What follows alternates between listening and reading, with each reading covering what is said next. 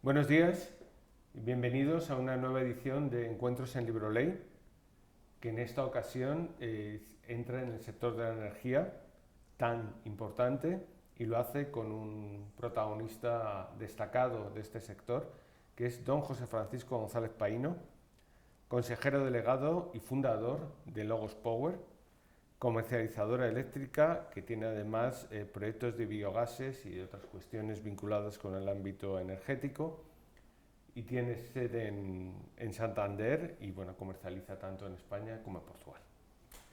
¿Qué tal? Muy buenos días, gracias por la invitación. Bueno, muchas gracias por venir, de verdad. Bueno, eres un empresario ya experto, reconocido en el sector y en Cantabria, bueno, y en toda España, que decidiste dar un giro a tu vida. ¿Y cómo es emprender en la madurez? Bueno, el emprendedor, llamemos maduro, siempre ha emprendido. Había una cosa, hace unos cuantos años, cuando yo era un poco más joven, había una cosa que lo llamaban intraemprendedores. Las grandes empresas siempre tenían alguien con iniciativa para hacer nuevas cosas dentro de lo que llamaban el negocio tradicional. Yo tuve una escuela importantísima que fueron mis 18 años en el grupo SNIACE. El grupo SNIACE era un grupo que se dedicaba a celulosa y energía, y ahí la verdad es que por suerte pudimos hacer muchos proyectos y muchas cosas. A mí me tocó en el área de la energía y eso fue una gran escuela. Después vinieron otros proyectos y en un momento dado, bueno, pues nos planteamos, mi amigo que siempre me acompaña, mi amigo y socio, que siempre me acompaña en estas batallas, José Carlos Pérez, pues yo un buen día por la mañana le dije: José Carlos, estoy dando vueltas a una cosa. Y lo que él siempre me dice: bueno, oye, tú verás, ya me contarás. Bueno, fuimos madurando el proyecto de Logos y nos lanzamos. Ahora hace 3 años del proyecto de Logos. Nosotros empezamos a vender energía eléctrica y gas desde Santander, en toda España, el lunes santo del año 20, en plena pandemia. Fue curioso, no sabíamos si tirar para adelante o irnos para casa. En aquellos tiempos estaban haciendo ERTES y cosas de estas, y nosotros, pues bueno. Fue una coincidencia terrible entonces, ¿no? Pero bueno, Sí, salisteis adelante. sí. Nos pasó de todo, ¿no?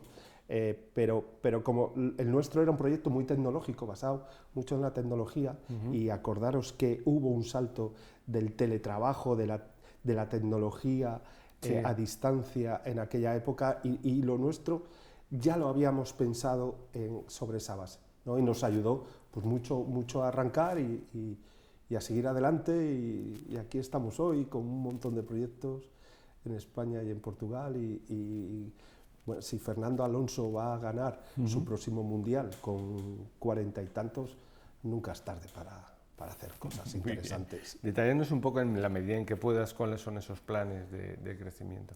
Mira, nosotros sí es cierto que nos condicionó mucho la pandemia y luego posteriormente la crisis energética relacionada con la guerra de Ucrania. Nosotros empezamos a comercializar electricidad en la zona de Levante porque queríamos no solo vender electricidad y gas, sino basar nuestro crecimiento en las energías renovables, más concretamente en el autoconsumo. ¿Qué pasa? Pues que nos encontramos que no se podía vender autoconsumo porque no podías visitar a nadie, ¿no? Y centramos en los inicios de nuestro trabajo en electricidad y gas. Posteriormente hicimos instalaciones de autoconsumo, tenemos autoconsumo repartido por toda España en proyectos más bien medianos y pequeños, ¿no? Hacemos el colegio grande, pero también hacemos la casa rural, el doméstico, hacemos bastantes cosas en ese sentido. Y luego pues surgió la idea, bueno, a través siempre esto es tomando un café, lo de siempre. Empezamos a meternos en el asunto de los biogases, el biometano. Empezó la crisis energética, había un problema con el gas, había una posibilidad de, además de crear tu energía eléctrica, de generar tu energía eléctrica, poder generar gas que directamente se inyecta en el tubo y que se reparte entre todos los consumidores, y dijimos, bueno, esto es lo nuestro. Empezamos a estudiarlo, hablamos con unos, hablamos con otros, primero asociamos con unos, luego con otros. Ahora, bueno, que pensamos que ya tenemos cierta madurez en esto del biometano y estamos promoviendo proyectos pues más o menos solos. Te iba a preguntar que desde tu perspectiva, ¿qué nuevas energías renovables van a ser punteras en el futuro? Pero yo creo que ya nos lo estás contando, ¿no? No te he contado todo. No te he contado todo, y es también una apuesta del Grupo Logos. Nosotros apostamos por el almacenamiento. Se está viendo que hay en ciertos momentos de sol y viento, que hay exceso de energía renovable que se produce sin producir CO2 y que no podemos consumir. ¿Por qué? Porque las interconexiones internacionales son las que son y no hay suficiente consumo en ese momento. ¿Qué ocurre? Que paramos máquinas. Por los nudos de distribución, por los nudos de transporte, esa electricidad no se puede consumir y paramos máquinas. Y qué bueno sería almacenarla.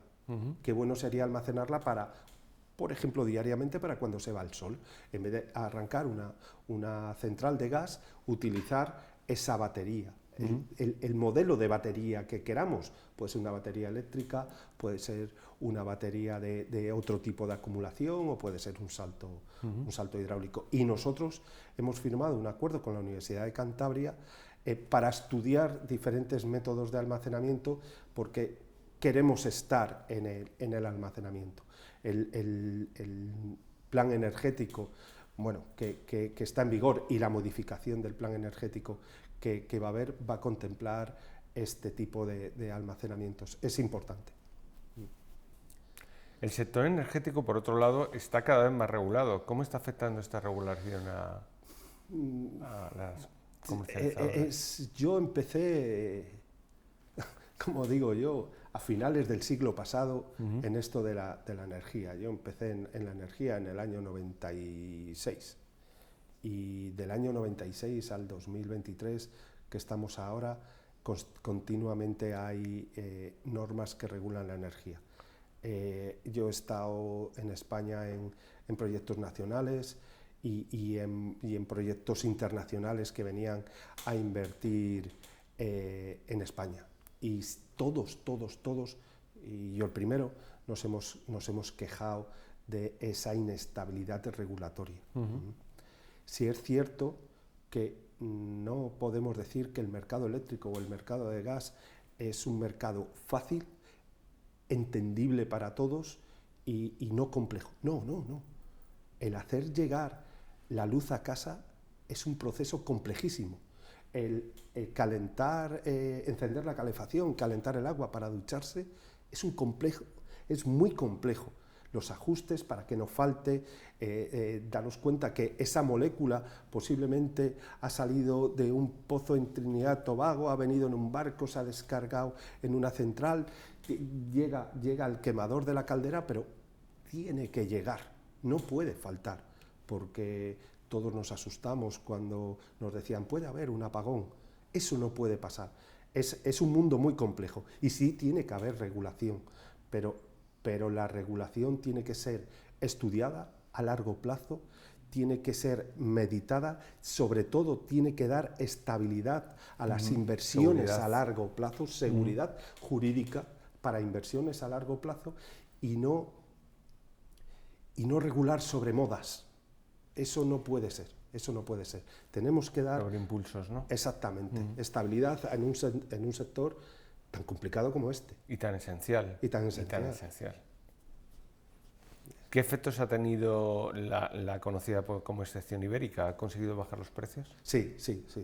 La excepción ibérica ha sido buena, en un momento en el que el gas estaba exageradamente alto. Y es curioso, no ha faltado gas, ha habido siempre gas en el sistema, en el nuestro, en Europa, en Asia, en los yacimientos, en los barcos. De hecho, ha habido momentos en los que ha habido, como en diciembre de este año, exceso de gas, porque el invierno se retrasó, los barcos que estaban cargados de gas no descargaban, el precio bajó. Bueno, la excepción ibérica lo que hizo desde su puesta en marcha fue, al menos en el entorno, dicen los más expertos que yo, de un 20%, hay gente que llega a decir que hasta un 30% ha rebajado el precio de la electricidad en España. Y no hay que irse más lejos, hay publicaciones que lo podemos ver a diario. Hoy en día, porque el precio del gas ha bajado, la excepción ibérica está desactivada, no se aplica. Pero cuando el precio del gas estaba más alto y estaba activada la excepción ibérica, no tenemos nada más que comparar nuestros precios con los precios de Italia, muy perjudicada, de Francia, de Alemania, de Bélgica. Sí. No hay más que verlo. Sí, sin duda. Sin duda. ¿Cómo ha repercutido toda esta situación en el ámbito de la morosidad? Durante mucho tiempo el recibo de casa, pues siempre de casa o de las empresas, de los consumidores en general, bueno, más o menos siempre se pagaba lo mismo. Y todos sabíamos que, hombre, llegaba el invierno, llegaba la calefacción, te venían unos recibos más grandes y más o menos estabas mentalizado. Bien, la electricidad, para que nos hagamos una idea, en los peores tiempos del alza de la electricidad condicionada por el gas, el equivalente hubiese sido a pagar el diésel en su punta a 11 euros el litro. Imagínate pagar el diésel a 11 euros el litro. Pagarlo, si nosotros, un tanque de gasolina cuesta 50 euros, más de 500 euros para recorrer los mismos kilómetros, para hacer lo mismo. Eso pasó con la electricidad. ¿Qué ocurrió? El consumidor lo primero que hizo, que hemos detectado, parte de los consumidores, lo primero que hicieron fue devolver el recibo. Oye, explícame esto. Y, oye, ¿esto cómo es así? Daros cuenta que cuando una comercializadora emite la factura de la luz, la comercializadora ya lo ha pagado todo. La luz que llega al consumidor o el gas que llega al consumidor, la comercializadora ya lo ha pagado. Entonces, imperiosamente tenemos que cobrarlo, porque si no el negocio se va al garete. Yo ya he comprado la mercancía, no la puedo almacenar y entonces, en ese momento, la morosidad, desde enero del año 22 hasta octubre del año 22, del año pasado, subió muchísimo, ha subido muchísimo, con dos puntas muy importantes, febrero y verano. Y ahí ha habido negocios que han quebrado, ha habido, este invierno sobre todo ha sido más duro para el doméstico.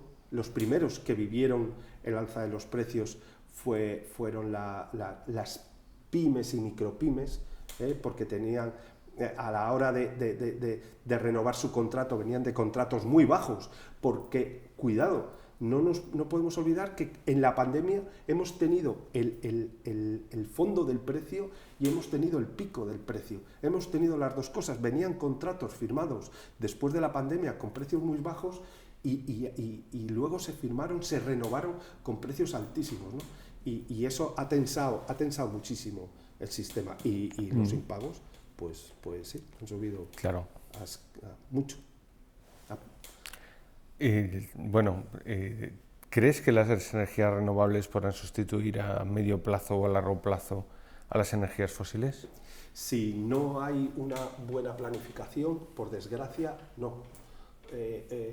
Estamos basando parte de la generación de energías renovables en la fotovoltaica. Muy bien hecho, yo la defiendo. Ahora bien, por la noche no hay sol.